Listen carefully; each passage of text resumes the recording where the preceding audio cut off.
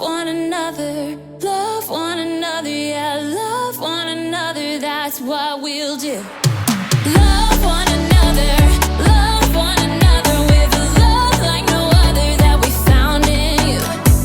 Love one another, yeah, love one another, that's what we'll do. We're alive to love one another. We're alive with a love like no other. We're alive, we're sisters and brothers. We're alive to love one another.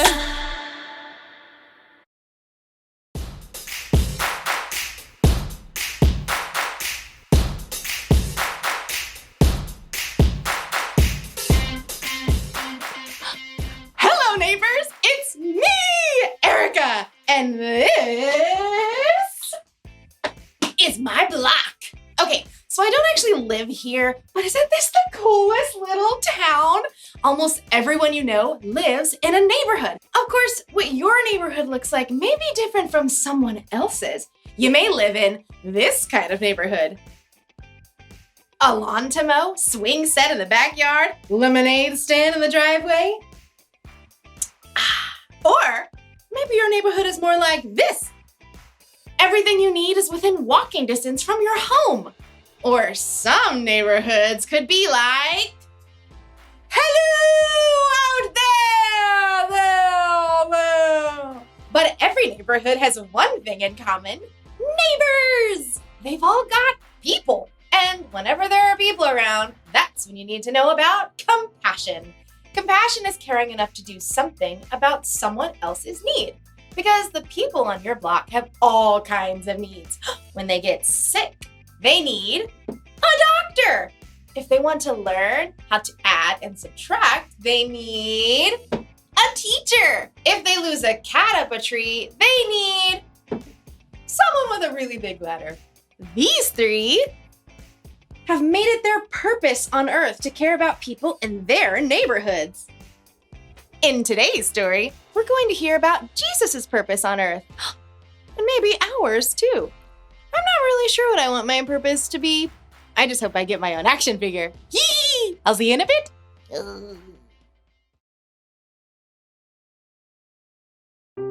The Bible. It's 66 books of history, stories, letters, and poetry that fit together to form God's one big story. The epic adventure of how He created us and loves us so much that He made a way to rescue us. As we travel through the Bible, from Genesis to Revelation, we discover people who met God and found their lives changed forever. Now, for an amazing story, inspired by the book of Luke, chapter 4, verses 14 through 30. Even though Jesus was on this earth for 33 years, there's still not much we know about his first 30 years. We do know that he visited Jerusalem for the Passover feast with his parents. He learned carpentry skills from his father Joseph.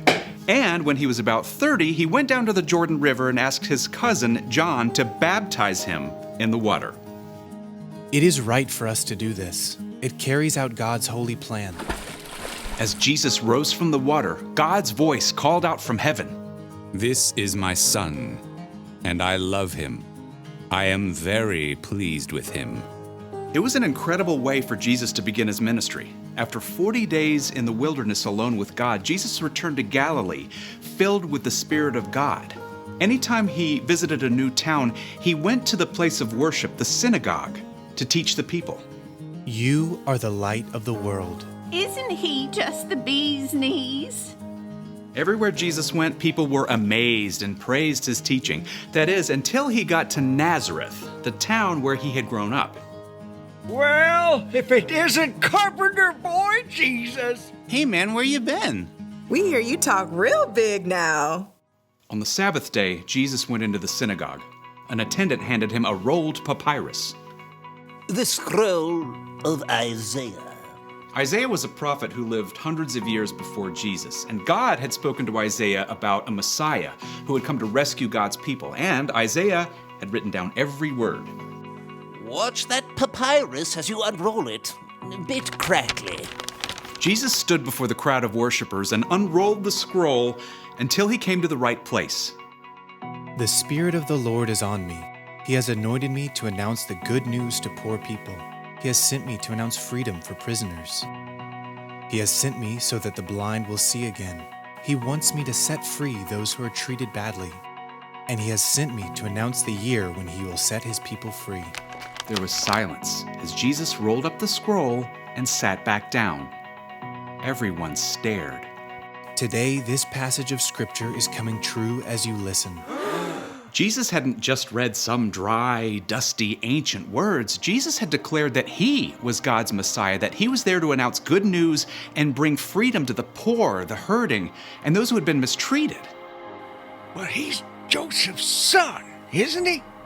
He can't be the Messiah. What I'm about to tell you is true. A prophet is not accepted in his hometown. Words are easy. He calls himself a prophet? I studied with him on those benches right over there. Thinks he's something special because he can read a scroll. All around the synagogue, people rose to their feet, glaring. They turned on Jesus. You are not welcome here anymore. That's right. We don't need you making things up. The people were so angry they forced Jesus out of the synagogue. He allowed them to herd him straight through the village, all the way to a cliff on the edge of town. Get rid of him! Throw him down! But Jesus simply turned and looked at the people, sorrow in his eyes. The men and women that he'd known and loved growing up wouldn't accept who he was. The crowd couldn't face Jesus. In their anger, they had missed the whole point, that Jesus had come to make things right for those who were hurting and overlooked. Jesus walked right through the crowd, away from the cliff edge. They parted to let him go through. Then he left Nazareth and went on to Capernaum, where he continued to carry out his mission.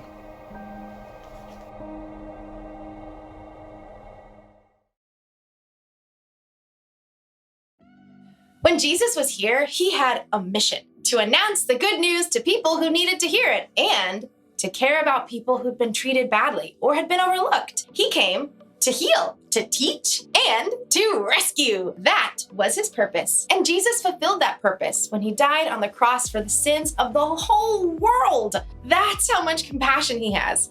That's how much he cares for us. So, if we're going to follow Jesus, that doesn't mean we literally have to walk where Jesus walked. But it does mean that we should have a similar purpose. We should care about others. Your purpose might be to heal. When someone isn't feeling well, maybe you can do something to help them feel better. Or when someone is having a hard time understanding something, you can help teach them. Or you can rescue someone from danger. You can be a hero. And guess what? You don't have to be a doctor or a teacher or a firefighter to care about others. You can care about the people on your block right now. You know how? You can lend a hand to someone who needs one. You can make somebody laugh. Or you can listen. Or you can just be there for someone who's all alone. Jesus cared so much for other people, and we should too. That's why the one thing to remember today is this. Following Jesus means caring about others. That's true in your neighborhood and in mine. I've got my own action figure. Spitting image. Close enough. I'll see you next time. Can you play me? Okay, thanks.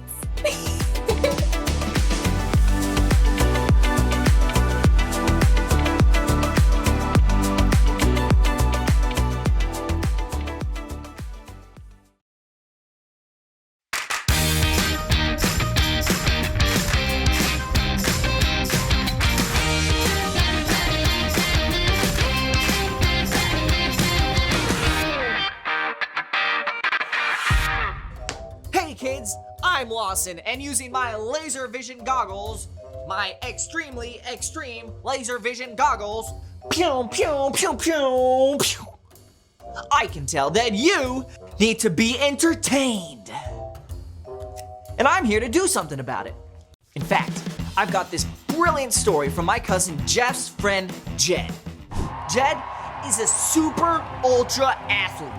He can run the fastest mile in school, and he can dribble a basketball blindfolded, and he can do a triple backflip. In fact, Jed can run the fastest mile in school while dribbling a basketball blindfolded and doing a triple backflip. Jed is used to winning all the time. When he's team captain in PE class, Jed picks to win. When they play kickball, Jed can choose Sarah, who kicks the ball really hard all the way to the moon, or Jed can pick Dwight. So Jed says, I pick Sarah. And when they do an egg balancing relay, Jed can choose Rob, who's a master of balance, or Jed can pick Dwight.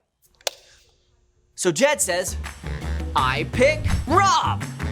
And when they play basketball in PE, Jed can pick Kira, who dunks the ball every time, or Jed can choose Dwight. So Jed suddenly realizes that Kira gets picked for lots of things, but no one ever gives Dwight a chance. So he says, I pick Dwight. And then Jed and Dwight high five. And even though their team loses, they actually have fun.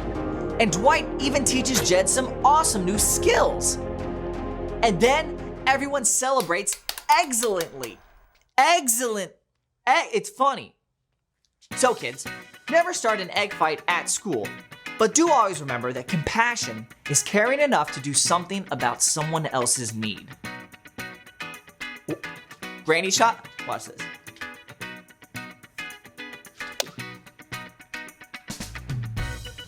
Maybe not. See you guys next time. Triple backflip. Watch this. Ah!